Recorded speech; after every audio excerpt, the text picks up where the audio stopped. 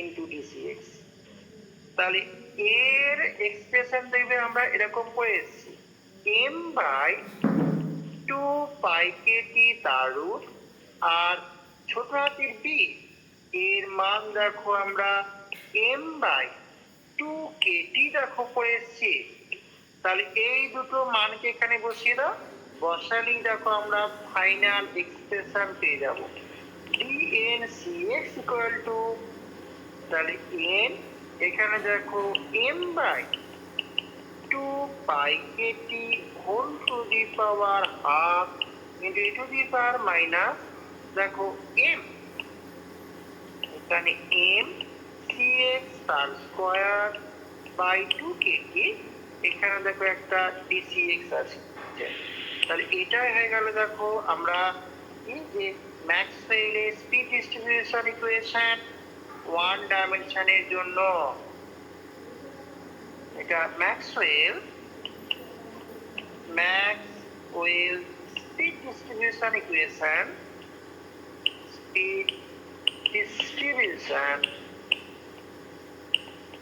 Speed distribution equation in one dimension. Okay?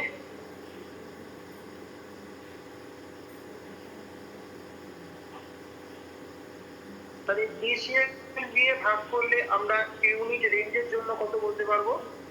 তাহলে চলো আমরা ডিসিএক্স দিয়ে ভাগ করে দিই। তাহলে দেখো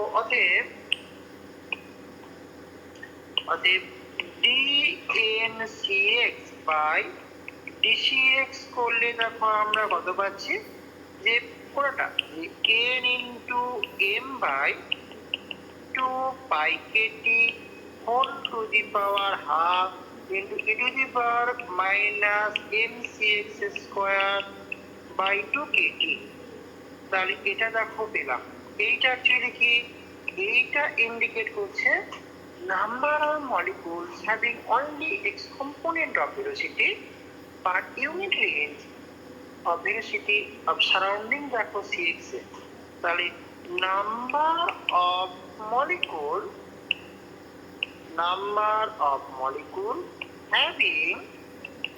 having only x component of velocity per unit range of velocity at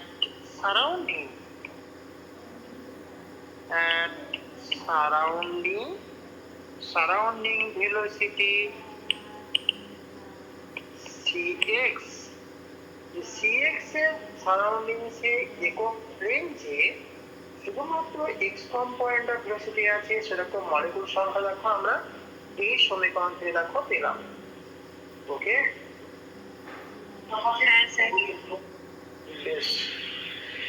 এবার এখান থেকে এর প্লট কিরকম হবে বা দেখি। প্লট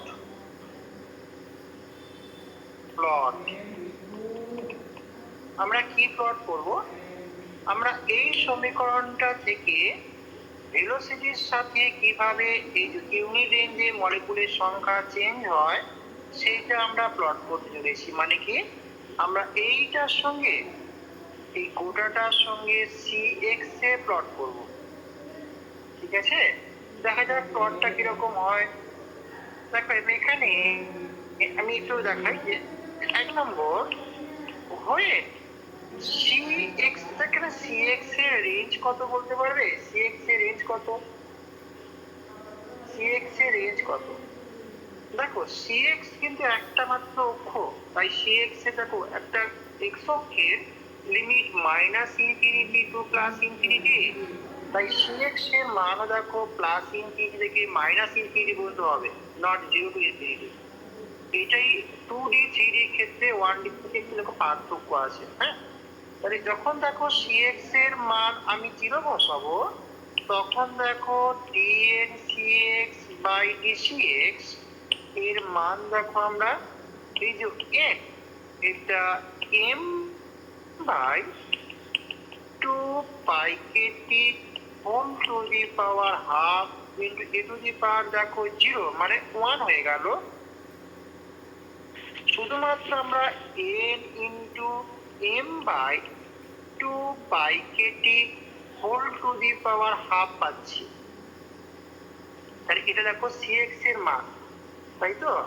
এবার দেখো আমরা যেহেতু একটা স্কোয়ার ফর্মে আছে, দেখো e to the power minus m x square by 2 K T, এই স্কোয়ার টার্ম থাকার জন্য আমরা দেখো সেম রেজাল্ট পাবো। x এর মান নেগেটিভ বসালেও যা হবে আর পজিটিভ বসালেও দেখো সে একই পাবো।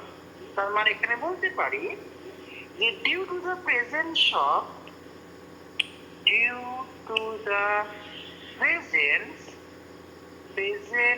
অফ cx স্কোয়ার টার্ম কি হয়, উই গেট সেম রেজাল্ট। আমরা সেম ভ্যালু বা সেম রেজাল্ট দেখো আমরা পাবো, সেম রেজাল্ট ফর cx এর নেগেটিভ মানের জন্য or cx এর পজিটিভ মানের জন্য। মাইনাস বি বসালো যা পাবে, প্লাস বি বসালো দেখো সে এক কেন স্কোয়ার সব স্কোয়ার হয়ে যাবে। তার মানে আমরা একটা সিমেট্রিক প্লট পাবো। So we get A symmetric plot SYMMETRIC, আমরা একটা সিমেট্রিক প্লট পাবো, তাই না? সবার ওকে? হ্যাঁ sir.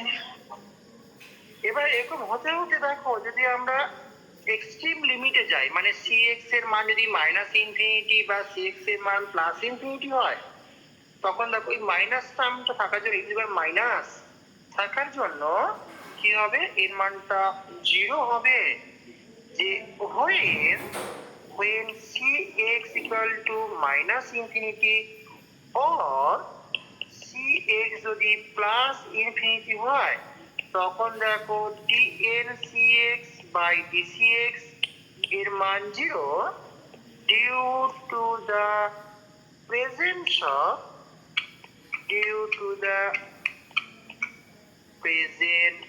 of e to the power minus mcx square by 2 kt term. তাহলে আমরা কিরকম প্লট পাবো, দেখো এখানে সিমেট্রিক প্লট একটা বলেছি আর এখানে দেখো 0 হচ্ছে। তাহলে আমরা দেখো এরকমের প্লট দেখো দেখাতে পারি। আমি এটাকে দেখো 0 মার্ক করলাম। তাহলে এটা দেখো যে cx এর মান এখানে 0, এইদিকে দেখো cx বাড়তে বাড়তে গিয়ে এইদিকে দেখো প্লাস ইনফিনিটি, এইদিকেও দেখো cx টা মাইনাস, এদিকে পজিটিভ মান নেগেটিভ মান, এদিকে মাইনাস ইনফিনিটি। তাহলে দেখো আমরা 0 তে ম্যাক্সিমাম মান পেয়েছি, যার মানটা দেখো কত ছিল, যে ওই যে n into m by 2 pi k to the power half. সেখান থেকে দেখো এও দেখো এক্সপোনেনশিয়ালি ডিক্রিজ করতে করতে গিয়ে অসীমে গিয়ে 0 পাবো। আর এদিকেও দেখো সে এরকম ভাবে দেখো 0 হতে হতে গিয়ে অসীমে গিয়ে দেখো 0 পাবো। তাহলে এইটা আমরা কি প্লট করেছি, এখানে প্লট করেছি dn cx by dcx। এইটা দেখো ম্যাক্সিমাম মান, এই ম্যাক্সিমাম মানটা আমরা কত পেয়েছি, এটা দেখো n into m by 2 pi Katie whole to the power half.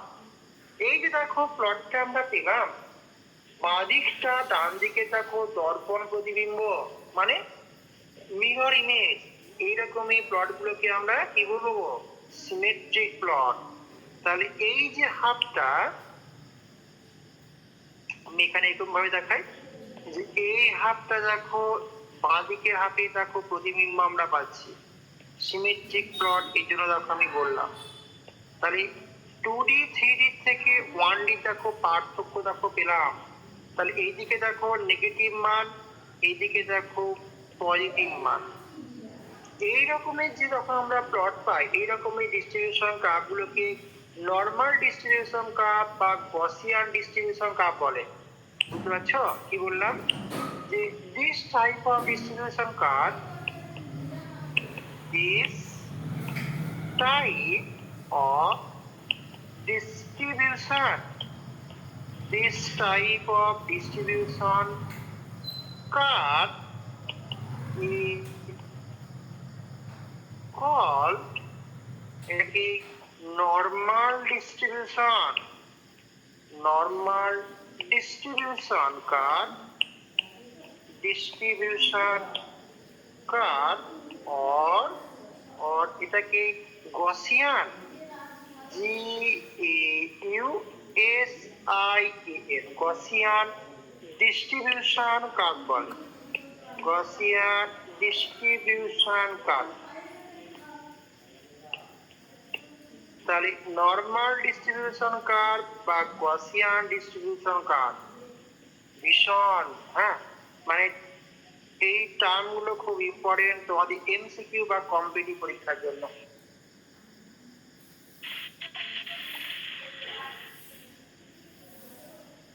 হয়ে গেছে স্যার।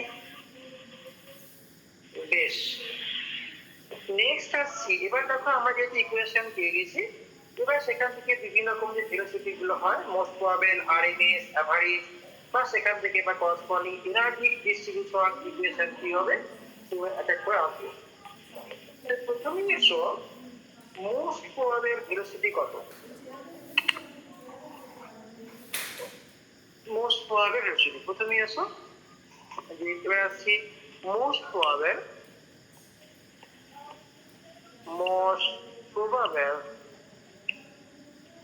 প্রবাবল ভেলোসিটি, যেটাকে দেখো আমি সিএম বলে মার্ক করছিলাম আগে দুটোর ক্ষেত্রে। দেখো তো, এই মোস্ট প্রবাবল ভেলোসিটি বলতে কি বোঝায় বলেছিলাম, যে কোন একটা সিচুয়েশনে লার্জেস্ট ফ্র্যাকশন অফ মলিকিউল যে ভেলোসিটি থাকে, তাই তো, মানে বেশি সংখ্যা মলিকিউল যে ভেলোসিটি নিয়ে মুভ করে সেটাকে দেখো আমরা মোস্ট প্রবাবল ভেলোসিটি বলি। তাহলে এটা কি দেখো, এটা অ্যাকচুয়ালি ওই পিকের করসপন্ডিং যেটা মলিকিউল সংখ্যা বা যে ভেলোসিটি সেটাকে আমরা বলা হয়।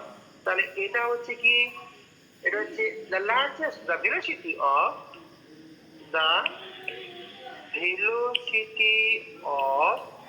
লার্জেস্ট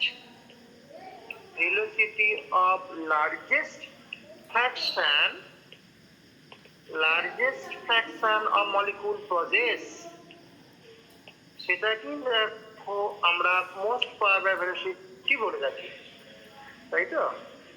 এবার এর মানটা দেখো আমরা কোথায় পাই, যে from plot the peak point, তাই তো। এখানে দেখো আমরা কি পাচ্ছি, পিক পয়েন্ট দেখো cx = 0 তে পাচ্ছি। তাই ওয়ান ডাইমেনশনের ক্ষেত্রে মোস্ট প্রবাবিলিটি হচ্ছে 0, কারণ পিকটা দেখো 0 তে আছে। তাহলে from plot the peak point present at cx = 0 তে। So the most probable velocity কত? So the most probable velocity in one dimension is, এটা দেখো আমরা 0, most probability in one dimension is 0। এটাকে দেখো আমি প্লট থেকে সরাসরি বলে দিলাম। আমরা যেভাবে প্রমাণ করছিলাম, ওই যে ফার্স্ট ডেরিভেটিভ করে সেটাকে 0 পুট করে দেখা যাক সেটা পাই কিনা, দেখি প্রমাণ করব।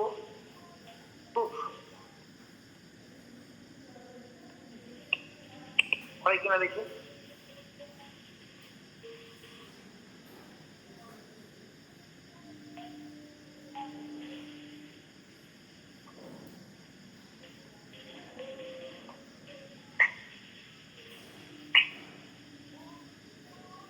বলে বলবে, হ্যাঁ।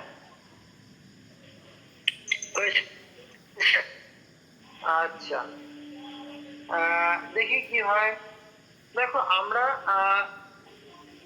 ডিস্ট্রিবিউশন ইকুয়েশনটা কি পেয়েছি, যে TNCx dn cx। দেখো আজকে ঠান্ডা হতে পারে না, দেখো আমার এটা কিছু হয়নি, খুব ঠান্ডা আছে, গরম হয়নি কিছুই না, সমুদ্রে যাচ্ছে বটে। এই মানে এটা আমি বুঝতে পারলাম যে গরমের জন্য এটা, হিটের জন্য এটা গরম গরম হয়ে যাচ্ছিল, যে ওই জন্য হ্যাং করে যাচ্ছিল আর কি। কারণ এগুলো খুব একটা হ্যাং করে না, এই এবারই দেখলাম এরকমটা হলো আর কি, যে অত্যাধিক গরমে যাবে। dn cx বাই dcx, এটা দেখো আমরা n into m by 2 pi Katie whole to the power half, এখানে e to the power minus m cx square by 2 kt দেখো আমরা পেয়েছিলাম, তাই তো? তাহলে ম্যাক্সিমাম পয়েন্ট বা পিক পয়েন্টে এটা ফার্স্ট ডিফারেন্সিয়েশন বা জিরো করে দেবো। তাহলে অ্যাট দ্য ম্যাক্সিমাম পয়েন্ট কি পাবো? অ্যাট দ্য ম্যাক্সিমাম পয়েন্ট এই ডি বাই ডিসিএক্স, তাকে এই ডিএন সিএক্স বাই ডিসিএক্স কে ডিফারেন্সিয়েশন করে জিরো করে দাও। তাহলে কি পাচ্ছি? অতএব ডি বাই ডিসিএক্স, এখানে m by 2 pi Katie whole to the power half e to the power minus m CX square by 2 Katie, এটা দেখো ইকুয়াল টু জিরো। তাহলে এখানে দেখো যেগুলো সিএক্স টার্ম নেই, দেখো শুধু এইখানে যা আছে, তার ডিফারেন্সিয়েশনটা এখানে করবো, বাকি সব বাইরে চলে এসো। তাহলে n into m by 2 pi Katie whole to the power half, এখানে d by d c x e to the power minus m CX square by 2 Katie, এটা দেখো ইকুয়াল টু জিরো। এবার এই পার্টটা দেখো কখনো জিরো না, কারণ এখানে প্রত্যেকটা টার্মের মানে আছে, তাই এইটা কখনো দেখো জিরো হতে পারে না। এইটা কি? এটা দেখো যেহেতু এটা not equal to zero, so এই ডিফারেন্সিয়াল এই পার্টটা দেখো মাস্ট বি জিরো। ডিডিএক্স এটা জিরো, এটা মাস্ট বি, কারণ গুণটা দেখো জিরো আছে বলে ওটা জিরো না হলে এটা অবশ্যই জিরো হবে। তাহলে এটাকে দেখো ডিফারেন্সিয়েশন করলে e to the power minus m x করলে কি হয়? E to the power minus m x, তারপর মাইনাস এম এক্স টাকে ডিফারেন্সিয়েশন করলে মাইনাস এম আমরা পাই। তাহলে এখানেও ঠিক সিমিলারলি দেখো e to the power minus m c x square by 2 k T. এবার পাওয়ারটাকে করব মাইনাস এম বাই 2 কেটি, আর এক্স স্কোয়ারটা করলে 2cx ইকুয়াল টু জিরো। ওকে, এখানে দেখো cx ডিপেন্ডেন্ট টার্ম এই একটা আছে, আর এখানে দেখো একটা আছে, কারণ cx এখানে একটা আছে, এখানে একটা আছে, তাহলে দুটো পসিবিলিটি কি?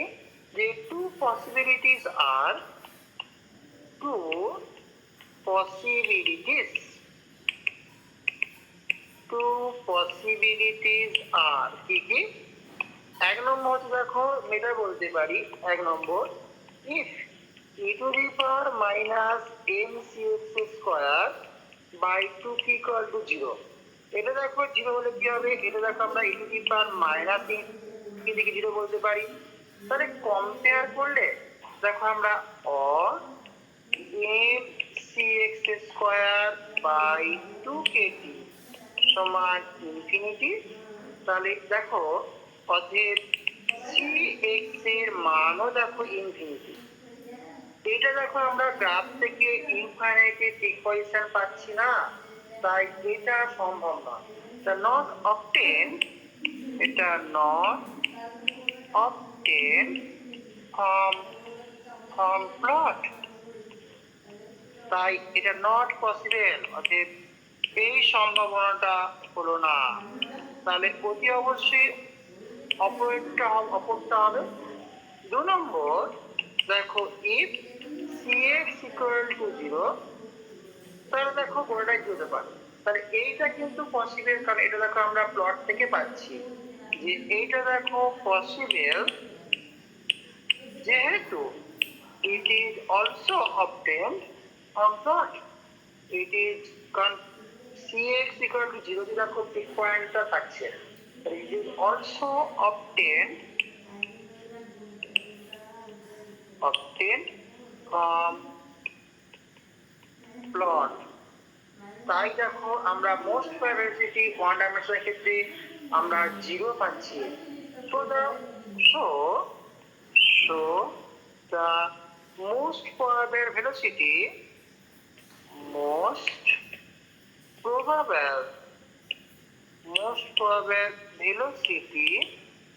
in 1D এটা দেখো is 0. অ্যাকচুয়ালি আমি তোমাদের প্রবলেমটা বলি, তোমাদের এখন এই অর্গানিক ফিজিক্যাল একসাথে হয়ে গিয়ে না এই ফিজিক্যালের প্রতি একটা মানে নাম্বার ডিভিশন অনেক কমে গেছে। অনেক সময় যারা এই অর্গানিকের স্যার বা ইনঅর্গানিকের স্যার যখন কোশ্চেন করছেন তখন তারা এই ফিজিক্যালটাতে গুরুত্ব দিচ্ছে না, তাই অনেক কোশ্চেন কম আসছে এখন। তাই তোমরা ভাবছো যে এখন হয়তো এত পড়ছি হয়তো অনেক কোশ্চেন পাবো, কিন্তু বাস্তবে সেরকমটা হচ্ছে না। এই দুটো একটা করে মাত্র কোশ্চেন দিয়ে ছেড়ে দিচ্ছে। কিন্তু আগের সিচুয়েশনে কি ছিল বলতো, আগে তো গোড়াটাই ফিজিক্যাল ছিল, তাই এই চ্যাপ্টার থেকে অনেক বেশি নাম্বারের কোশ্চেন হতো। তাই তখন একটা পড়লে তুমি অনেককে অ্যাটেন্ড করতে পারছি, কিন্তু এখন হয়তো এটা কোশ্চেনই নেই। এরকম হতে পারে যে আমি এত কিছু পড়লাম এক্সেল থেকে কোনো কোশ্চেনই পেলাম না, যেন আগের বছরই হয়েছিল যে অত বড় থার্ড স্কুলটা পড়ালাম একটি মাত্র কোশ্চেন দিয়ে ছেড়ে দিই, কোনো কোশ্চেন। তাই মানে অনেকে ভাবে দূর বেকার করছি এবং কোশ্চেন সামগ্রী অবদান দিয়ে, কিন্তু বেকার নয়। ব্যাপারটা বলি, এই সেম 1 সেম 2 ভালো করে পড়া থাকলে পরের সেম গুলো ফিজিক্যালটা কিন্তু স্মুথলি রান করে, যেহেতু আমরা ইন্সপার্টটা। আর এখানে এই যে ইকুইপার্টিশন প্রিন্সিপাল এগুলো বলবো, কারণ এগুলো কোয়ান্টাম মেকানিক্সে সব লাগবে আমার, তাই এগুলো জানার দরকার আছে প্রত্যেকটাই। দেখো হলো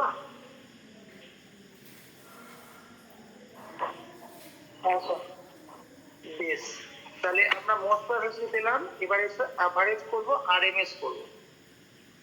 এই কতকে এই একই মানে তোমাদের বলছিলাম না যে গামা ফাংশনটা ইন্টিগ্রেশন গুলি বেশি ইম্পর্টেন্ট, কারণ ওগুলি বেশি করে আছে। তাহলে নেক্সট এসো অ্যাভারেজ ভেলোসিটি কত হয়। Average velocity in one dimension, যেটাকে দেখো আমি cx বার দিলাম অথবা দেখো cx ব্র্যাকেট নোটেশন ইউজ করলাম। দেখো আমরা অ্যাভারেজ মান দেখো কি বলতে পারি, যে অ্যাভারেজ মান তুমি দেখো তো আমি মলিকুলগুলোকে কি বলে দিয়েছি গো, মলিকুলকে বলে দিয়েছি তোরা শুধুমাত্র একটা অক্ষরে যাতায়াত কর। তাহলে দেখো আমরা কি যে মলিকুলগুলো দেখো এই প্লট থেকেও দেখতে পাচ্ছি কি যে শুধুমাত্র তারা দেখো এক্স অক্ষ বরাবর যাতায়াত করছে, এবং এটাও দেখতে পাচ্ছি যে 0 থেকে প্লাস ইনফিনিটি পর্যন্ত দেখো যা এরিয়া, আর 0 থেকে মাইনাস ইনফিনিটি পর্যন্ত দেখো এরিয়াটা সমান। তার মানে কি গো, যে কোন মুহূর্তে যত সংখ্যক মলিকুল পজিটিভ এক্স অক্ষ দিকে মুভ করে, সেই মুহূর্তে ঠিক তত সংখ্যক মলিকুল নেগেটিভ অক্ষ দিকে মুভ করে।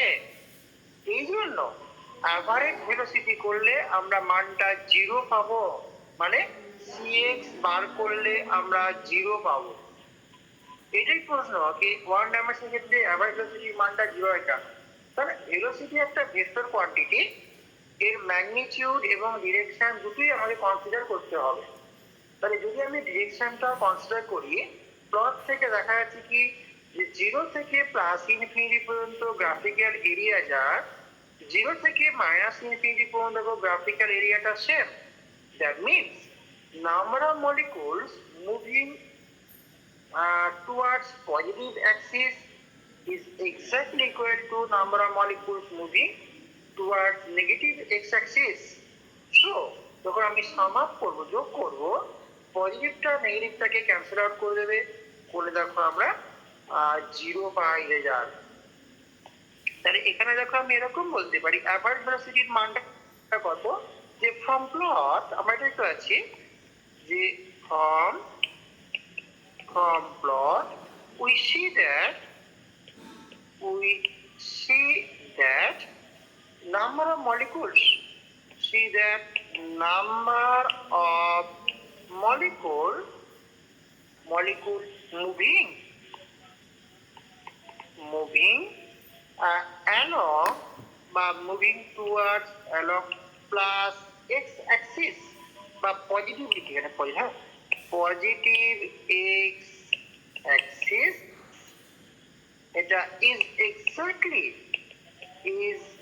এক্স্যাক্টলি সেম তার সাথে with the number of molecule moving towards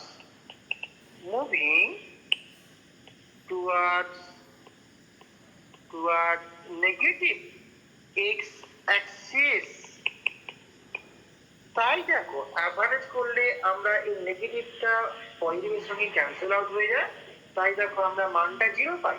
So the average velocity is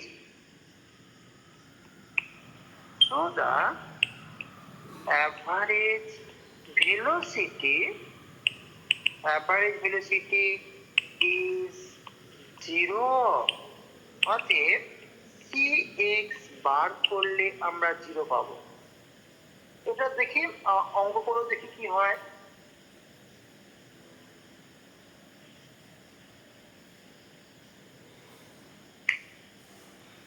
দেখি যখন আমরা অঙ্ক করবো আমরা তখন তাকে এরকম করতে পারি কি যে cx অ্যাভারেজ, এটা দেখো আমি n দিয়ে ভাগ করে দিলাম, লিমিট কত -ইনফিনিটি টু +ইনফিনিটি, এটা খেয়াল রাখবে। 1D এর ক্ষেত্রে লিমিটটা সব সময় -ইনফিনিটি টু +ইনফিনিটি ইউজ করবো, কিন্তু 2D 3D এর ক্ষেত্রে আমরা 0 টু ইনফিনিটি ইউজ করবো। তাহলে এখানে দেখো আমরা dn cx তার সঙ্গে cx, কারণ আমরা অ্যাভারেজ করছি যেহেতু, তাহলে মানটা বসিয়ে দাও তো। dn cx এর মান দেখো আমরা কি বলতে পারি, দেখো n m/2 pi kt whole to the power half into a to the power minus mcx square by 2 kt। এখানে দেখো একটা dcx, লাস্টে দেখো একটা cx আছে। ওকে,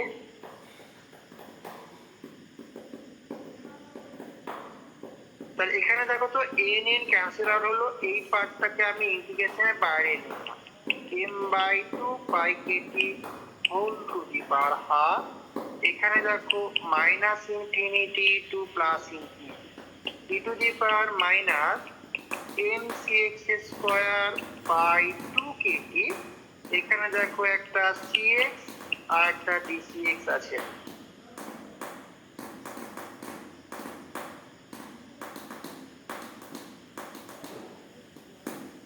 এইটাকে দেখো গামা ফাংশন ইউজ করা যাবে না,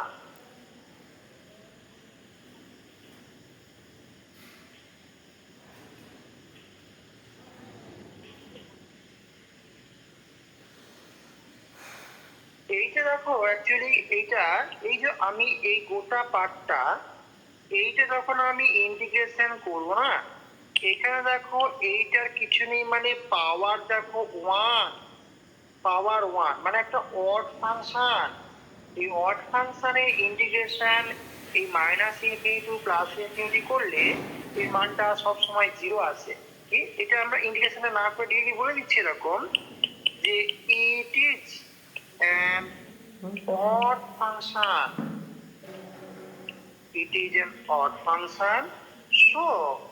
so integration over the range, so integration over the range, কারণ দেখো যে cx টা না থাকতো, দেখো যদি এক্সপোনেনশিয়াল বলতাম তাহলে দেখো আমরা নর্মাল দেখো যে আমরা একই পেতাম, মানে সিমেট্রিক প্লট। কারণ cx এর মান যখন 0 তখন দেখো পিক পয়েন্ট পাবো, আর cx পজিটিভ দিকে বা নেগেটিভ দিকে যাই হোক না কেন স্কয়ার তার মাঝে দেখো একবার সিমেট্রিক প্লট পাবো। কিন্তু এই টার্মটা থাকার জন্য দেখো একটা অড ফাংশন হয়ে গেল, তাই না? তাই দেখো কি হচ্ছে যে আমরা এটা integration over the range minus infinity to plus infinity, এটা ইজ ইকুয়াল টু আমরা 0 পাবো। তাই দেখো আমরা সরাসরি এর অ্যান্সার আমরা 0 লিখে দিই, বুঝলে?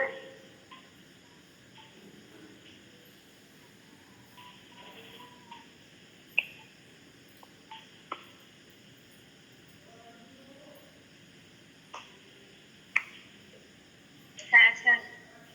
তাহলে আমরা দেখো অ্যাভারেজ ভেলোসিটির মানটা 0 পেলাম, মোস্ট প্রবাবল ভেলোসিটির মানও দেখো 0 পেয়েছি, অ্যাভারেজ ভেলোসিটির মানও দেখো 0 পাচ্ছি। এটা খেয়াল রাখবে, হ্যাঁ?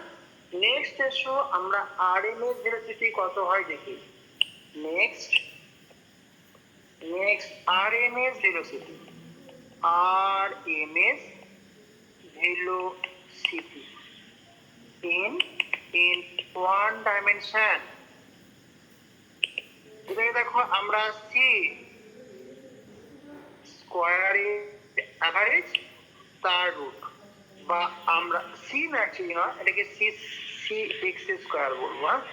বা এরকম বলতে পারি সি এক্স স্কোয়ার এর অ্যাভারেজ নিয়ে তার রুট করবো। আচ্ছা, আমাকে বলতে পারবে এদিকে তোমার কথা বুঝলে কি যে এই দুটোর মধ্যে কোনো পার্থক্য আছে গো? সি স্কোয়ারের অ্যাভারেজ আর একটা বললাম সি অ্যাভারেজ তার স্কোয়ার, কোনো পার্থক্য আছে? কি বলতে পারবে? হ্যাঁ স্যার আছে, মানে সি স্কোয়ার করে তার অ্যাভারেজ করা হয় আর ওইটা অ্যাভারেজ বার করে তার স্কোয়ার করা হয়। হ্যাঁ, তার মানে এইটার মানে হচ্ছে কি বলতো, যে n1 c1 স্কোয়ার করো, n2 c2 স্কোয়ার, এরকম করার পর প্রত্যেকে যোগ করে অ্যাভারেজ মানে n দিয়ে ভাগ করে দাও। আর এইটার মানে কি অ্যাভারেজ স্কোয়ার, মানে তুমি প্রথমে n1 c1 plus n2 c2 করে n বার করলে এটা হলো অ্যাভারেজ।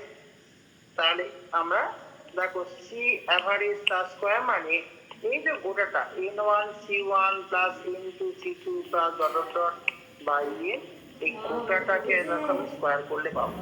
তাহলে এই দুটোর মধ্যে কিন্তু বিশাল পার্থক্য আছে, জাস্ট একটা আগে পরে দেখো লেখা আছে স্কোয়ারের অ্যাভারেজ মানে স্কোয়ার করে তাও তুমি অ্যাভারেজ করো, বুঝলে? আর অ্যাভারেজ স্কোয়ার মানে কি তুমি প্রথমে অ্যাভারেজ বার করো করে তাকে স্কোয়ার করো।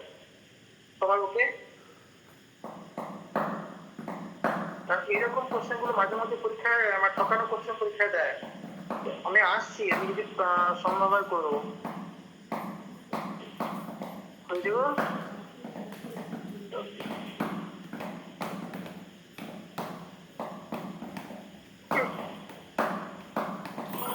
জলে বললাম, হ্যাঁ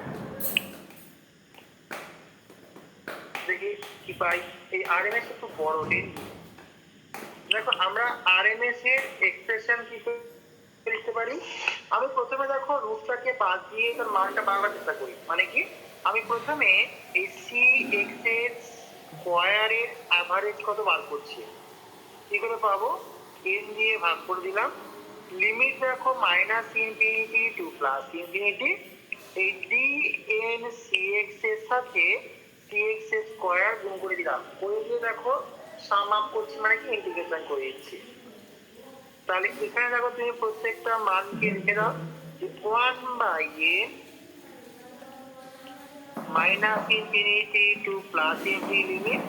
দেখো dn cx এর এক্সপ্রেশন কি ছিল, এর মধ্যে দেখো n into m/2 pi Katie whole to the power half e to the power minus mcx square by 2 kt, এখানে একটা dcx আর একটা cx তার স্কোয়ার। তাহলে এখানে দেখো n টা ক্যান্সেল আউট হয়ে গেল, আমরা সরাসরি এইটাকে ইন্টিগ্রেশনের বাইরে দিলাম যে 2 pi Katie whole to the power half.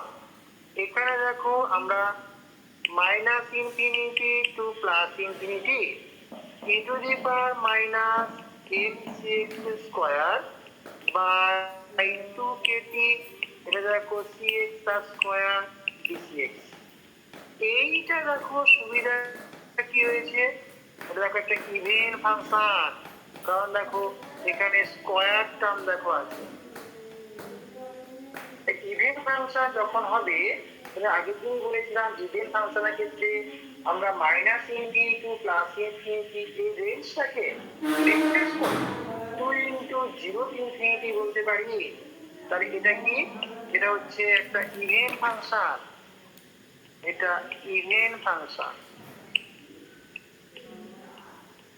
তাই কি হয়, ইভেন ফাংশনের ক্ষেত্রে আমরা m বাই 2 পাই কেটি গোটাটা টু দি পাওয়ার হাফ, এটাকে দেখো 2 ইন্টু 0 ইনফিনিটি করে দিলাম, করে দিয়ে দেখো এখানে আমরা এটাকে dcx স্কয়ার আর এখানে cx স্কয়ার dcx আছে, আমি পুট করলাম d সমান এই m বাই 2 কেটি কে। ওকে,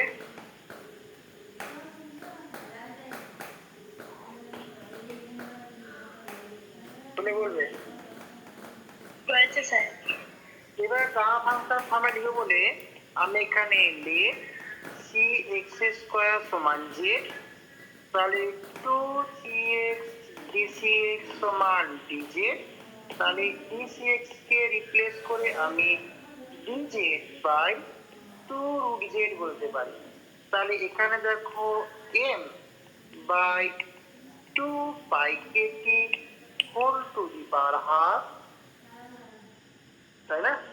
এখানে দেখো 2 0 to infinity e to the power minus dz, এটা একটা z, তাহলে 6x প্লাস 1 z ধরেছি, আর dcx টাকে রিপ্লেস করলে dz বাই 2 রুট z আসছে। তাহলে আমরা এখানে দেখো একটু সাজিয়ে রাখি, তাহলে m by 2 pi Katie whole to the power half 2, দেখো 2 2 কেটে গেল, এখানে একটা 2 এখানে একটা 2 আছে, কেটে দিই, তাহলে লিখলাম না, হ্যাঁ এটা 2, এটা তাহলে আমরা যদি কেটে দিলাম, তাহলে এখানে দেখো আমরা 0 to infinity e to the power minus dj z two the power 1 minus half, মানে উপরে হাফ রইল, তাহলে 3 মাইনাস 1 হিসাবে লিখতে পারি। তাহলে পরের লাইনে দেখো আমি এটা কি লিখছি, 3 মাইনাস 1 করে দিলাম, এটাকে দেখো আমরা 3 2 মাইনাস 1 dz গা ফাংশন ফরম্যাট লিখে নিয়েছি। এবার তুমি মানটা বসিয়ে দাও, তাহলে m by 2 pi Katie whole to the power half gamma 3 by দেখো বি টু দি পাওয়ার 3। তাহলে আমরা দেখো ক্যালকুলেশনের সুবিধার্থে আমি পাইটাকে বাইরে লিখে দাও, তাহলে এখানে দেখো 1 বাই রুট পাই, এটা দেখো m by 2 Katie whole to the power half gamma 3 কে আমরা হাফ রুট পাই বলতে পারি। তাহলে এটা রিপ্লেস করে হাফ রুট পাই, আর বিটাকে রিপ্লেস করে দেখো আমরা m by 2 Katie whole to the power 3। তাহলে দেখো রুট পাই কেটে গিয়ে হাফ, এটা m by 2 Katie whole to the power half, এটা 2 k T by m whole to the power 3/2। তাহলে দেখো 3/2 থেকে হাফ বিয়োগ করলে 1 হয়ে যায়, তাহলে হাফ, এটা 2 কেটি বাই m, তাই দেখো আমরা অ্যান্সারটা শুধুমাত্র কেটি বাই m পেলাম। তাহলে অতএব সি আরএমএস কত, এই যে সি এক্স স্কোয়ারের অ্যাভারেজ তার রুট করলে দেখো আমরা রুট কেটি বাই এম পাবো, বুঝলে?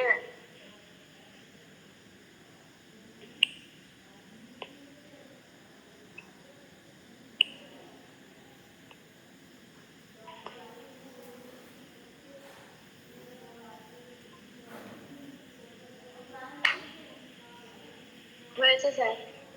বেশ, আজকে এখানে স্টপ করবো না, একটু করবো, যা বলবে।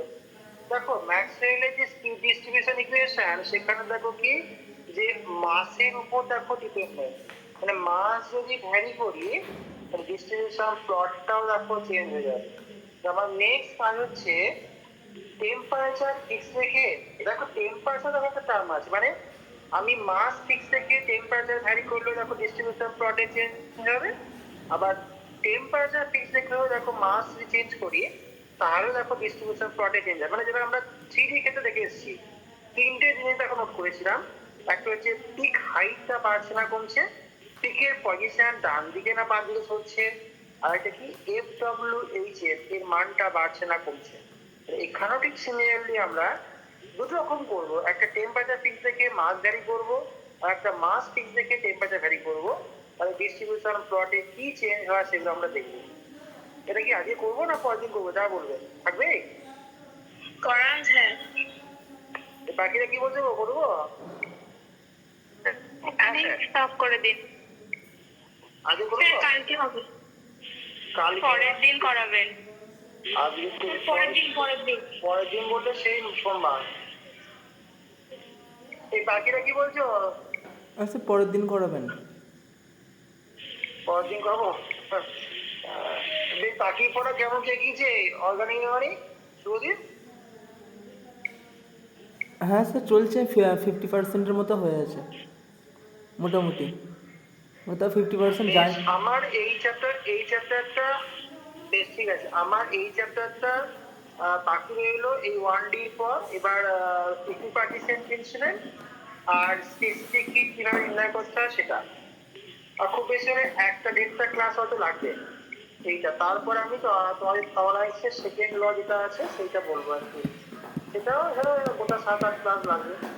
মানে আমি এখন যেখানে আছি সেখানে এরপর থেকে হয়তো আর 1.5খানা ক্লাস লাগবে, তার এটা শেষ হয়ে যাবে। মানে পরের দিনটা গোড়াটা হয়তো হবে, তারপরে হয়তো হাফ হতে পারে। তারপরে আমি থার্মোডাইনামিক্সের সেকেন্ড ল যাবো। সেকেন্ড লয়ে ধরো গোটা ধরো 1-2-3-4 গোটা 7-8টা ক্লাস হয়তো হতে পারে, তারই শেষ হয়ে যাবে। মানে আজকে নিয়ে হয়তো আমি মনে হয় 17টা ক্লাস নিচ্ছি, 17টা ক্লাস। হ্যাঁ এখনো ধরে নাও গোটা 10-11 ক্লাস হয়তো হবে, 27-28টা ক্লাস হবে আশা করি, বুঝলে? তাহলে আমি করা করতে পারবো।